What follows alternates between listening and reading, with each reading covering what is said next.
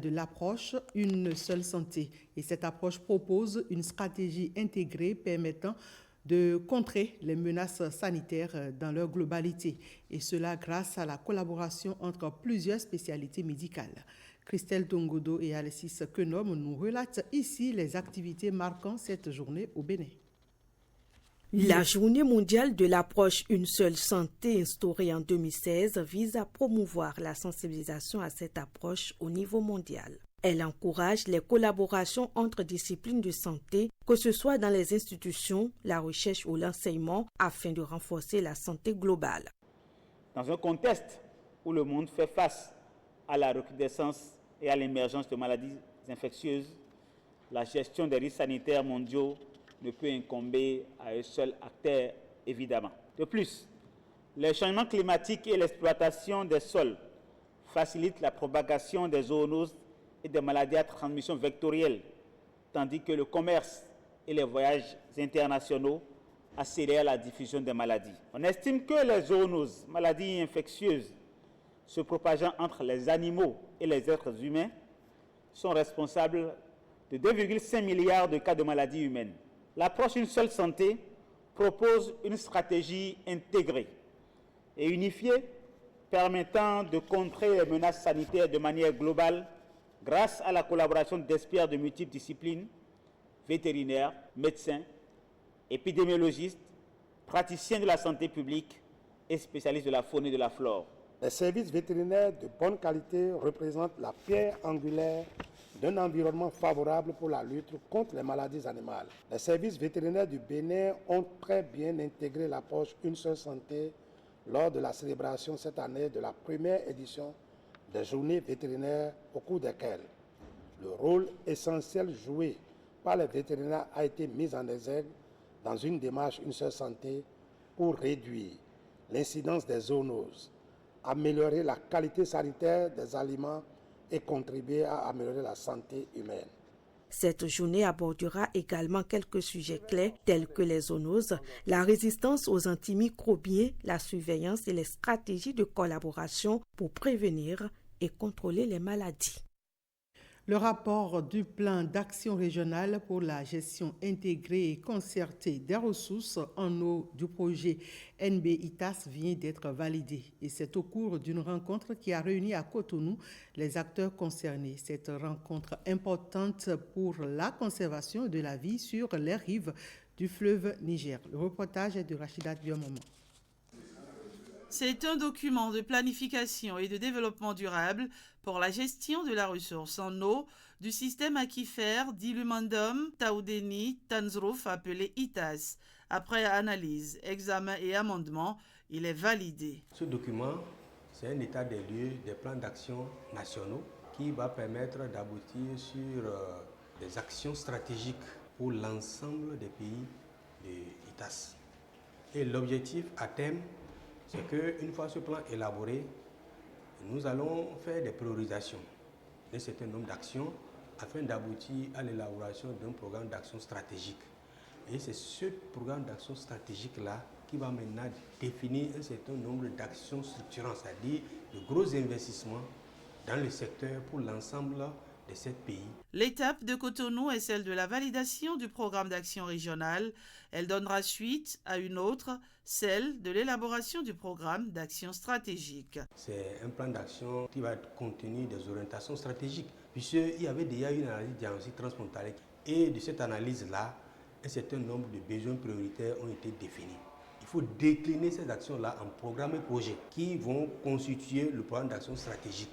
Et c'est de là maintenant que les investissements réels, structurants, vont démarrer avec l'appui des partenaires dans le cadre de la gestion conjointe de la ressource en eau. L'atelier national est financé par l'Observatoire du Sahel et du Sahara. Il permet à l'ITAS de disposer aussi d'une boussole au même titre que le bassin du Niger. Les deux forment le projet NB-ITAS qui réunit l'Algérie, le Bénin, le Burkina Faso, le Mali, la Mauritanie, le Niger et le Nigeria. Elle est en pleine émergence, l'intelligence artificielle au Bénin. Elle suscite un intérêt croissant dans divers secteurs. Plusieurs initiatives ont vu le jour pour promouvoir son utilisation dans des domaines comme l'éducation, l'agriculture, la santé et l'administration publique. Faut-il en déduire que le Bénin est sur le bon chemin? Réponse des experts dans ce reportage réalisé par Marcel Arrossi. C'est la croisée des chemins pour le Bénin entre la nécessité de moderniser ses infrastructures et celle de développer un cadre juridique et éthique pour une intelligence artificielle adaptée aux besoins locaux. Le développement de l'intelligence artificielle au Bénin suscite une fascination croissante, tout en révélant des défis réels dans son adoption et son intégration. Dans les grandes villes comme Cotonou et Porto Novo, l'engouement pour l'IA se manifeste dans les universités, les centres de formation et même les start-up. Des programmes de formation, souvent en collaboration avec des partenaires internationaux, proposent aux étudiants de s'initier aux bases de l'apprentissage automatique, de l'analyse des données et de la programmation d'algorithmes. Ce mouvement est en grande partie animé par une jeunesse curieuse de s'intégrer dans une économie de plus en plus numérique et globalisée. Au Bénin, l'intelligence artificielle, c'est déjà une réalité. Donc on observe depuis, on va dire, quelques années maintenant, une forme d'émulation, surtout de la jeunesse et de nos chercheurs, autour de cette question justement de l'intelligence artificielle, surtout de sa pénétration dans notre monde béninois. Il y a encore beaucoup de défis à relever, notamment la collecte de données, parce que c'est une partie très importante dans tout système d'IA. Mais je pense qu'on est sur le bon chemin et c'est encourageant. Autres signes encourageants, les initiatives locales. Plusieurs start-up béninoises tentent de se positionner dans le secteur de l'IA. Certaines développent des solutions pour l'agriculture de précision visant à optimiser la production agricole grâce à des prédictions climatiques et la gestion des sols. D'autres entreprises se concentrent sur des applications dans la santé.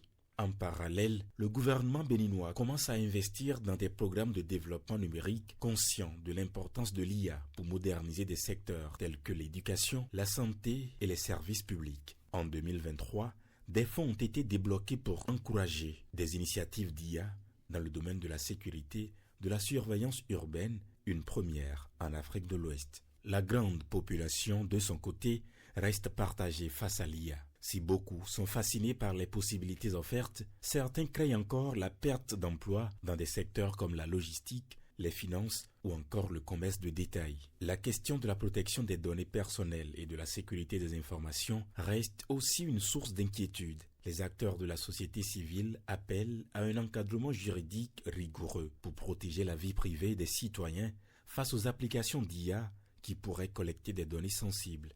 Cependant, le développement de l'IA au Bénin se heurte encore à des obstacles techniques importants. Les infrastructures, notamment l'accès à Internet haut débit et l'électricité sont encore précaires dans certaines régions, ce qui complique l'intégration de technologies avancées. De plus, bien que des centres de formation existent, le manque de formateurs spécialisés limite les opportunités pour les jeunes de se former. Les experts et organisations internationales soulignent la nécessité de promouvoir une IA éthique au Bénin en mettant l'accent sur les besoins locaux et le respect des valeurs culturelles. Entre fascination et réalité, l'essor de l'intelligence artificielle au Bénin est une opportunité unique de se projeter dans l'avenir tout en restant attentif aux défis sociaux, économiques et éthiques. Les fidèles musulmans de Zinvié, dans la commune d'Abomey-Calavi, ont désormais à leur disposition un lieu de prière beaucoup plus adapté. La mosquée centrale de la localité a été entièrement rénovée. L'inauguration a eu lieu ce dimanche en présence des fidèles musulmans et des responsables à divers niveaux. Gilles Dansou.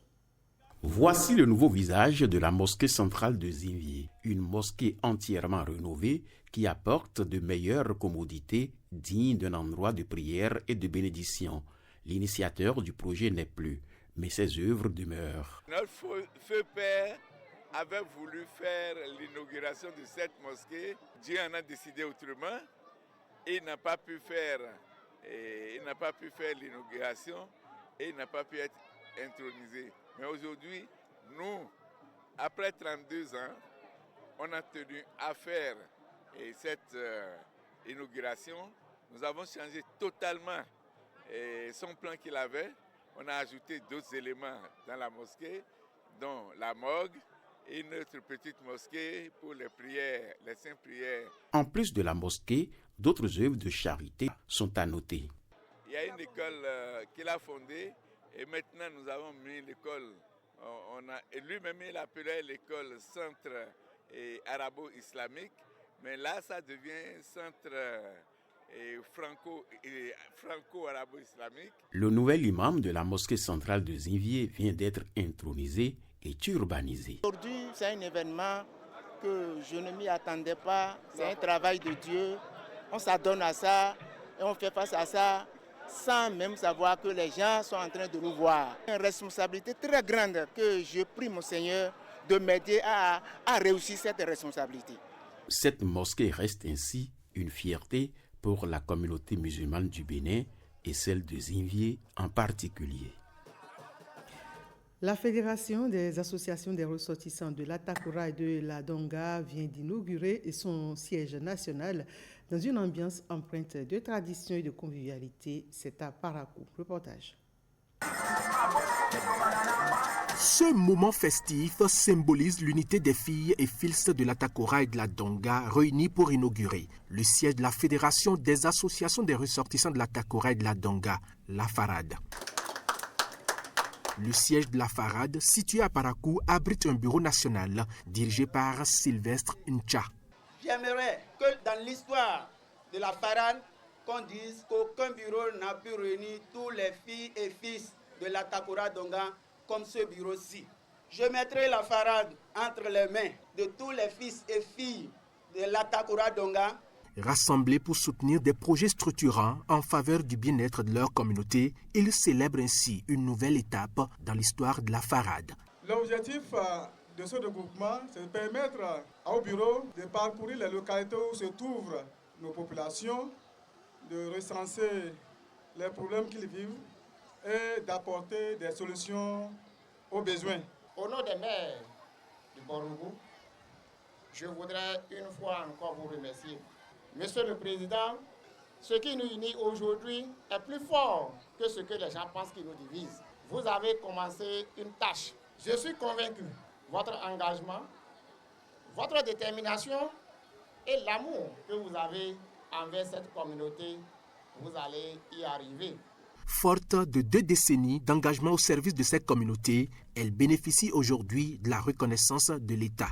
Depuis près de 20 ans, nous n'avons pas eu une existence légale, ce qui était une grande faiblesse pour la fédération. C'était un handicap pour la mise en œuvre des objectifs de la FARAD. Donc c'est une prouesse pour le bureau actuel d'avoir conduit en si peu de temps la fédération à avoir son récépissé et à avoir une reconnaissance légale. Depuis son siège à Parakou, l'équipe dirigeante coordonnera les actions de la fédération et veillera à la réalisation de ses objectifs de développement pour la Takora et la Donga. Sortie officielle du premier album de l'artiste slammer Aouyan Kayou. La sortie de ce produit culturel a été placée sous le parrainage du maire de la commune d'Abomey-Calavi. Reportage.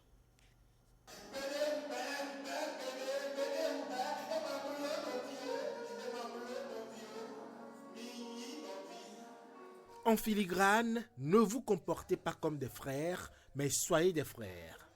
Nonvi Nonzo est le premier album de Aouyan Kayou.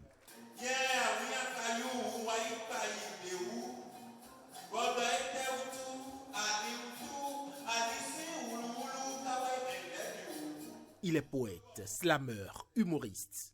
Sa particularité, slammer en fond et en français. Ce n'est pas facile pour un gentleman, futur notaire, commissaire ou militaire, d'informer sa femme la titulaire au dehors se trouve une petite savana. Une partie de son talent, il a compilé dans cet album de 15 titres. Nonvi Nonzo, frère de sang. Qui veut dire que tous les hommes sont les mêmes. Il y a des morceaux aussi bien en français comme en fongbe.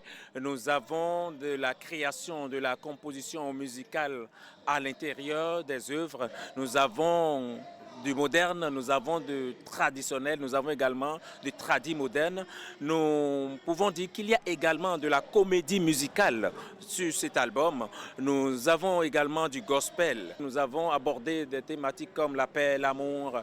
L'artiste Kayou Aouyan est un artiste que je suis depuis quelques années. Un artiste, je vais dire, talentueux au niveau du slam. J'ai très bien apprécié cet album qu'il a non seulement réalisé sur clé USB, mais aussi sur CD. C'est un frère inséparable, inquiétable, imbafouillable. Donc c'est pourquoi je suis là. Il est trop fort, il est trop fort. Sinon j'ai envie d'être slamé. Voilà que mes langues ne tournent pas comme ça. Je voudrais recommander son album qui est très éducatif au public, notamment aux jeunes.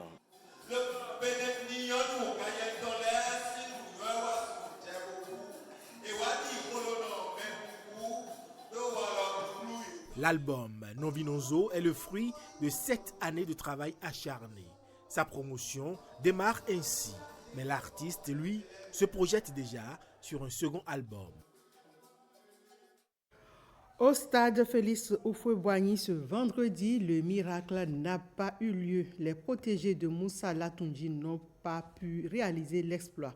Menés en début de match, ils vont égaliser en fin de partie. Score final, 1 but partout. Reportage. Une nouvelle désillusion au CHAN. Les Guépards à prime n'y arrivent toujours pas depuis le début de la création de cette compétition. Ce vendredi, au stade Félix Houphouët-Boigny, l'humeur n'est pas à sourire. Les protégés de Moussa Latoundji sont éliminés. Face à une équipe togolaise sans championnat, ce qui est surprenant, ce sont les Béninois qui manquent de rythme. Ils encaissent vite en début de partie à la 4e minute. Le score ne change pas jusqu'à la fin de la première mi-temps. Le Bénin égalise en fin de partie, insuffisant pour poursuivre l'aventure du CHAN. On a eu des occasions, on a essayé, on a eu des occasions, surtout en deuxième partie, mais qu'on n'a pas pu mettre dans les filets. On était trop timide, je vais dire. Nous ne sommes pas agressifs devant les buts. Le plan de jeu qu'on avait prévu a marché, de marquer tôt pour pouvoir assommer l'adversaire, le décourager. Donc, ce qui a marché pour nous, tant mieux pour nous. Les Guépards locaux devront continuer à travailler pour espérer un meilleur résultat lors des éliminatoires à venir.